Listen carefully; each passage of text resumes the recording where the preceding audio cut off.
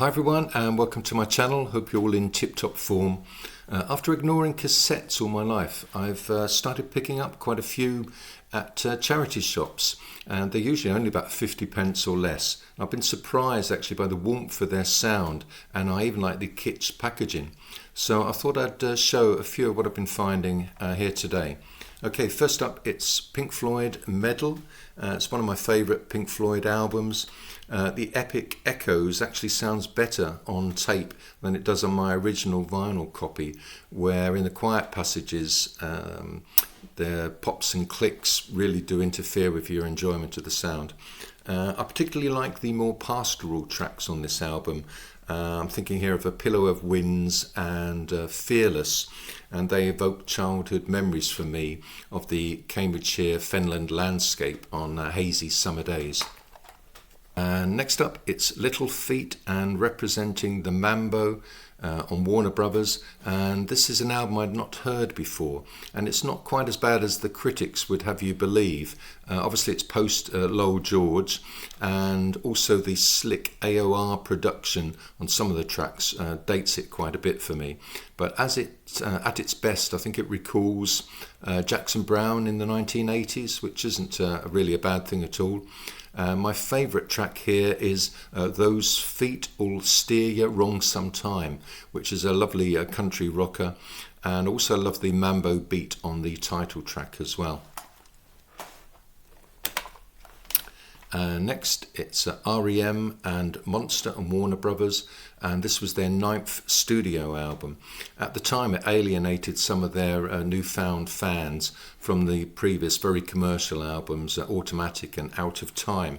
It's got some raw and distorted electric guitar very high in the mix on a lot of the tracks, which isn't particularly appealing at all. For me it also lacks the emotional depth of the early albums. But I'd love R.E.M. to still be around and producing albums like this today. The tape is also worth getting if you do see it anywhere, because it does have some rather nice packaging for a tape. As you see, this sleeve opens out, and yeah, I think that's quite nice. Next up it's Joe Jackson and Look Sharp, and this is a budget reissue I'm assuming, as it came out on Hallmark, which is part of Pickwick International. It's his 1979 debut album, and for me it's grown in stature over the years. Back when it was originally released I was very dismissive of it because I thought of him as an Elvis Costello sound-alike. But the songs are very good, and the lyrics especially subvert new wave pop with some very clever turns of phrase. There's 2 or 3 cod reggae tracks which really are a bit embarrassing, I'm afraid, but despite being a budget reissue it has a really nice warm sound on tape. Moving on, we come to Imagine John Lennon on Apple. The near constant remastering and remixing of the John Lennon catalogue over recent years has become increasingly tedious and pointless, I think. So it's quite nice actually to go old school and listen to one of his most consistent and best albums as it was originally intended to be heard. And the soul-bearing lyrics, of course, are exceptional. I think he's the best of any songwriter in the modern era at writing soul-bearing lyrics. The negatives for me are I Don't Want to Be a Soldier, which has always outstayed its welcome for me. It's 6 minutes plus. It could have easily been trimmed by 2 or 3 minutes. And I've never liked the lyrics in How Do You Sleep, which is quite nasty at times, I think. Next up, this was a nice find. It's the Best of B.B. King Volume 1 on Ace. And basically anything on the Ace label, certainly from a few years ago, is worth picking up. These are 1950s recordings which were made for the modern label. As usually happens with Ace, they're taken from the original masters, and some of these tracks were never released at the time, even though they're of exceptional quality. Although not the detailed booklet that you tend to get in Ace CD reissues, you do still get quite a nice package here for a cassette, and it was certainly a bargain at 50 pence. I'll just show you a bit of the packaging. You get a very small write-up and one or two nice photographs as well.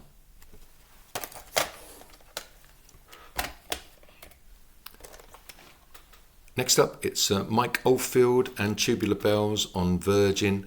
This is an album I'd grown really bored with many years ago, but it actually sounds quite fresh, I think, hearing it on tape compared to hearing it on CD. I also realised I'd never given side 2 my full attention before, and it held my attention far more than the more well-known side 1 with the Viv Stanchel outro on it. The album was created after many hours in the studio, tinkering away on a 16-track studio recorder, layering the instruments. So it feels somehow fitting to listen to this on tape rather than on vinyl or CD. Next up, it's Gerry Rafferty and Sleepwalking on Liberty. This was his 5th studio album. If you love his 70s output, the sound can be initially jarring at times. There's some horrible synthesizers, which are certainly great for me, and his vocals aren't quite as smooth as they were on his 70s recordings, but the songs, they still have some interesting lyrics, and check out in particular the track A Change of Heart. Next up, David Bowie, Fame and Fashion on RCA. This is one of the more pointless Bowie compilations, which was put out by his older record label in 1984, with no input from Bowie at that time. So he's an artist, I think, who can't have his career crammed down onto 12 tracks on an album anyway. It's a pointless exercise trying to attempt it. And on top of that, you do get some really unimaginative, cheap-looking packaging, which is especially galling when you think that Bowie was probably the most charismatic and photogenic artist of his era, or really any eras in modern rock. Next, it's Street Legal, Bob Dylan on CBS, his 18th studio album and the follow-up to Desire. I think it was possibly influenced by the death of Elvis Presley the year before, as this album has a very pop-friendly and even slightly cheesy sound. The cheesiness comes from having 3 female backing vocalists very high in the mix, and also some slightly incongruous saxophone at times. Baby Stop Crying was a hit single here in the UK, although I've never quite understood why, because I don't feel it's a standout track particularly.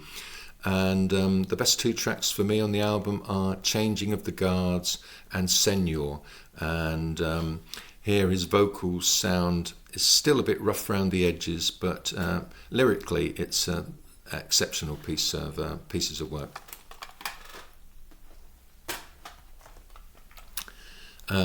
Next, an album that I actually bought on vinyl new when it came out, and it's Brian Wilson by Brian Wilson on the Reprise and Sire label. I do find it upsetting now to notice when you read through the notes that Dr. Eugene Landy was listed as executive producer and also as co-writer on I think 4 or 5 of the tracks on this album. But at least elsewhere, he's surrounded by some sympathetic personnel, most notably Andy Paley, who co-wrote the most impressive track on this album, Rio Grande, which is in the style of Heroes and Villains, and it was the main reason why I went out and bought it on vinyl new. You also elsewhere get Jeff Lynne, who co-wrote one of the tracks, and some nice production by Russ Titleman. Next up, it's an album that also has been criticised too much, I think, over the years. It's a very competent album. Paul McCartney, Pipes of Peace on MPL. Personally, I could do without Michael Jackson's presence on Say, Say, Say, but the title track is an undeniable hit, and the deep cuts, Sweet Little Show, and especially Average Person, I think are guitar pop confections which wouldn't have sounded out of place in later Beatles albums. And also, looking in the small print, something I'd never realised before was that Fairport Convention drummer Dave Mattox is on this album, and that's very much a good thing.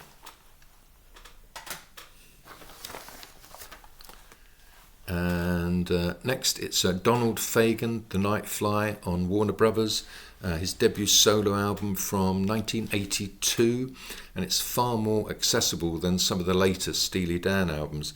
IGY and New Frontier were big pop hits here in the UK, and I wouldn't want to have all my records with such a clinical, perfectionist sound, but as an occasional indulgence, this really works well.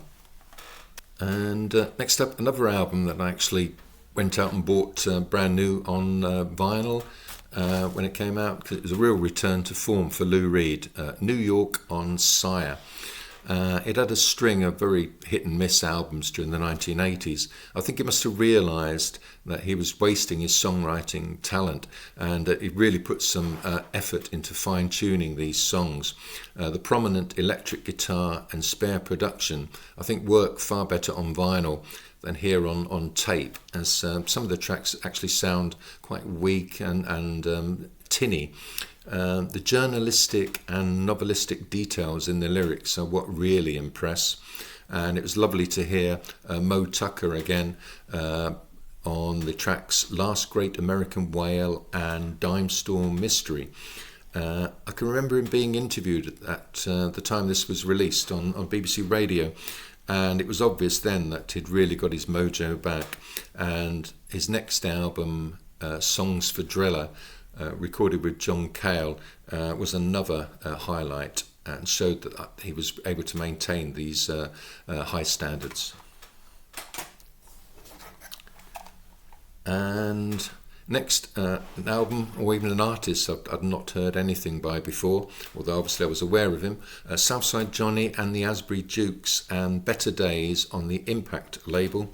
If you're a fan of Springsteen at his more soulful best, you'll enjoy this album. Steve Van Zandt produces on it, and Bruce Springsteen co-wrote, not co-wrote, he actually wrote one of the tracks, All the Way Home, and you can hear Springsteen vocals on that track as well. So yeah, I suspect he's a really good live act in a small club. So I'll be looking out for when he does tour again here in the UK. Okay, and that's it for today, and I will see you again very soon. Take care.